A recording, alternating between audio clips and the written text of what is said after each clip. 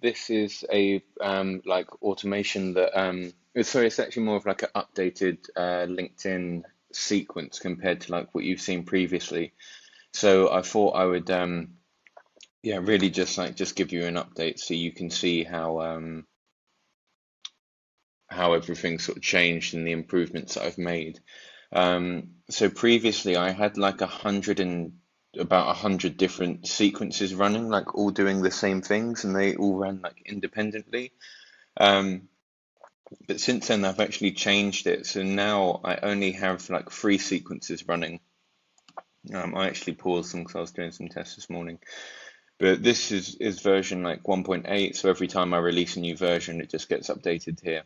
Um, and this is what the flow looks like currently. So it's actually been like simplified a lot compared to before. I know it looks a bit like crazy when you look at it now, but I can just explain like everything that's going on. So um, this is a centralized database that I made, and we're in like the Phantom Buster view. So that means that like these accounts all have records and they're all going out and connecting with people. Um, this is like the cookie status, if it's valid or invalid. And so it starts off by searching for a record within that table, and it is going to pull like one account. And then we have another database that is linked to that has a list of leads that we would like to go and connect with. Um, so this is doing a search and it is saying go and find records that match that account's name. So it means that they've been assigned to that specific profile. And then it will return a list of records basically.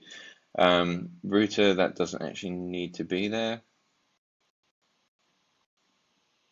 Okay.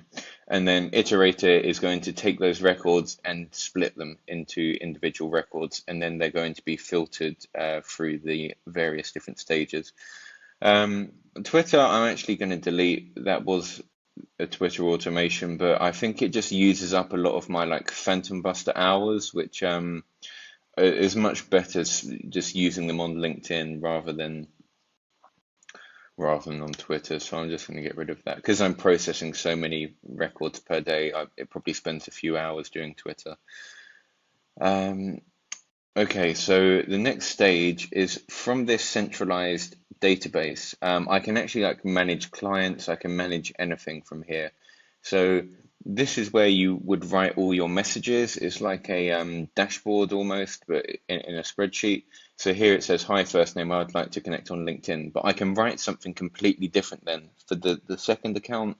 And depending on the campaign, I can have completely personalized messages for each different account, which is really good. And this will then pull that message from the database, and so it's completely like dynamic every time. So this one sequence is actually able to manage all of these accounts, although it would take a while for it to do it, which is why I have like free running just to speed it up a little bit. But yeah, it's completely capable of managing all of those records from one sequence, which is really good. Then basically whatever the result is of the connection, it is going to update all the things here. If it finds an email, it'll put that there. It will give us the connection degree. If there's an error, it will print the error. Um, if it was connected successfully, that's why I've got that issue. If it was connected successfully, it's going to update the cookie, and it will give it this little active sign, so we know that the cookie is working. And if the cookie fails, sorry, not that. If the cookie doesn't work, if it prints any one of these errors, it's then going to send a message in Slack to my assistant saying there's an issue with this account, and it will then also update Airtable, and it will say like the cookie needs updating, if you can see this here. So that is like the first stage in terms of sending a connection request. Once that connection request has been sent, we listen to the email address of the associated account, and if it gets an email through saying this account has accepted your connection request, then we will update that record as a first connection. That is quite a good method, and I think we capture about like 80% of successful connections, but it doesn't always work. So then we will retry the connection request, and this is basically checking, have they accepted our connection? Are they now a first level connection? And if they are, then it will update Airtable. So that is the like connecting process. This is syncing over to Mautic, our email automation tool, although I've turned that off currently. But essentially the logic is if it finds an email, send over to our email automation. So next up, this is once they have accepted our connection request, it's going to move on to like LinkedIn 2. So again, it's just going to create the messages. The reason it has to go through this is because Phantom Buster only accepts messages within JSON format. So we have to convert our plain text into JSON. So then it's going to send out LinkedIn message 2, and then there's a 20-second delay, and then it's going to send a follow-up message. Because I've purposefully put a spelling mistake in LinkedIn 2, it's going to send a follow-up message and automatically correct the spelling mistake. So it looks like it's not a robot doing it.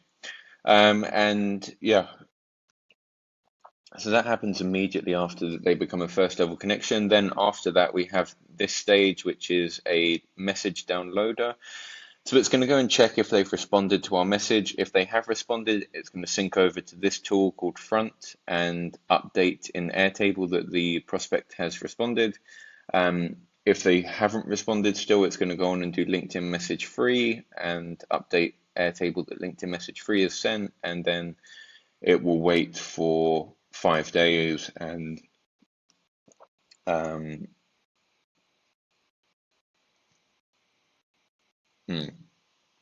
that's not correct. Fields.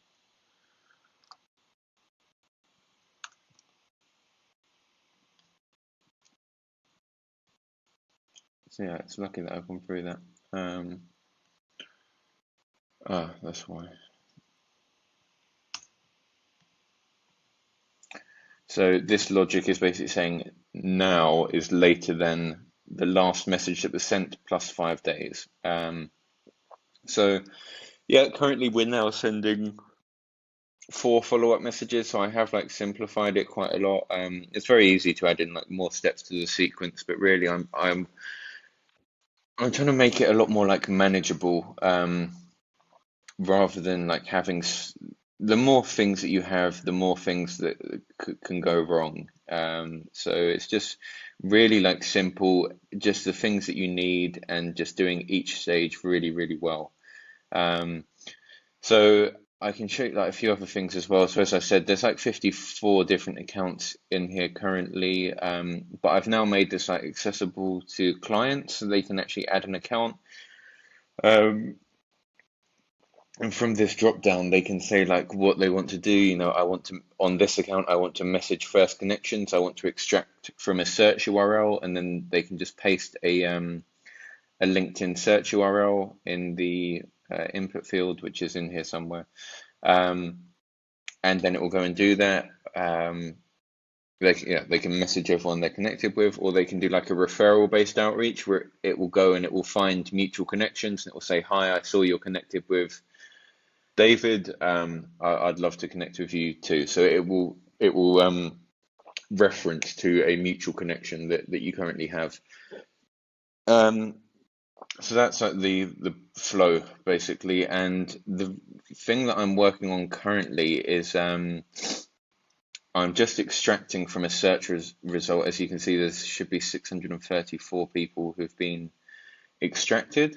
A friend of mine has been like, for anyone who thinks that there aren't good opportunities now with the current coronavirus situation, is like extremely mistaken. There's there's so many like opportunities out there for making money currently. And even actually doing something like good, trying to sort of support even like governments and hospitals. They're sort of looking for anyone who's able to get these specific medical supplies. So this is a completely true story, actually, and quite an interesting one. There's a friend of mine. I've been friends with him for about 14 years. Like really, really good childhood friend of mine. We've had a couple of businesses together. And he was like just completely broke essentially for like 2 years. He had like a lot of credit card debts and like all that type of things. I think he owed about £80,000, which is like $100,000.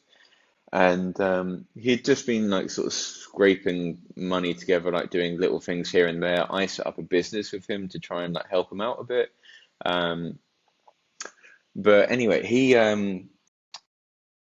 he closed last week. He sourced a load of ventilator units, as in like breathing units for helping with coronavirus in China, and he sold them to like the British government. Like we're both British, so he found the contact there, and he signed a deal within 3 days for £1.1 million.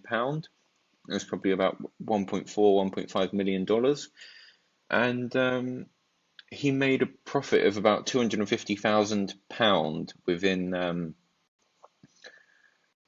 within about 3 days worth of work, which is pretty crazy.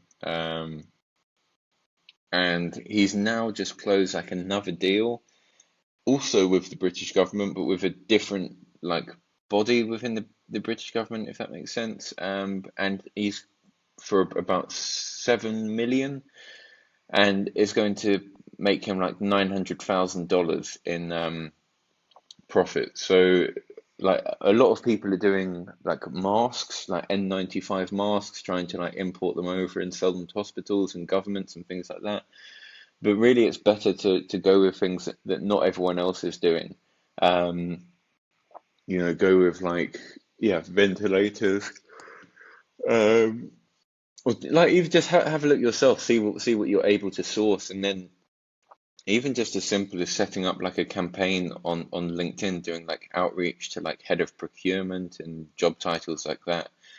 There are some really interesting ways to pull in money currently, and like these governments are like desperate. Essentially, you are actually going to be saving lives if you're able to source these units for governments across the world. So I've actually spent like the past 2 or 3 days just like playing around with a couple of LinkedIn accounts, doing outreach within the UK, within the US, and within the United Arab Emirates. And we've potentially got like a couple of deals lined up. Nothing that is completely like solid, but I've got about 30 potentials and probably two or three that are looking quite promising. The most promising one would be a $7 million deal, and like the profit on it would be about $1 million, excluding shipping, because we're paying for shipping. I think there'd be about maybe $100,000 in shipping costs, but still, it's a lot of money to be making in a couple of days.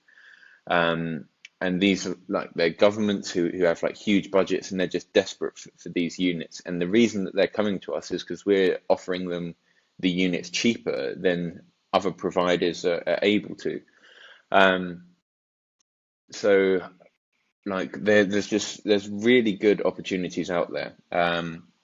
So don't think just because like it's coronavirus season that you can't make money. Like I've got friends who are selling masks, who are making hundreds of thousands of dollars in profit every single week. And then there's people who are importing like medical equipment, as in like ventilators and things like that, and making millions per week. So if you're going into it with like an attitude of oh, like there's nothing that we can do because it's coronavirus, it's completely wrong. You just need to be a bit more like adaptable, agile in your thinking. Maybe like what you were doing previously isn't working, but it doesn't mean that you can't pivot onto something else like very quickly and have a profitable business. Like I said, this guy has no experience in importing medical goods or anything like that. He just saw an opportunity, he took it, and it paid off. And there's no reason that other people can't do that as well. So yeah, if like we have also, I have got a contact for like ventilators and things like that. So if you're worried about that side of things and you just want to do like a LinkedIn campaign, by all means. And if you have any leads, feel free to reach out to me and we can like take over it and we can put some type of commission structure in place if a deal does come off. These are like really big deals that, you know, 7 figures minimum. And I genuinely think it's a very good opportunity to try and do your bit in the coronavirus situation, giving hospitals and governments the supplies and tools that they need in order to fight this. But there's also a chance for you to make a profit from it, which is what business is all about, solving problems and making a profit from it. So anyway, that was like completely off topic. I'm trying to load this Airtable database so I can show you what's actually happening, but apparently it does not want to load. Um,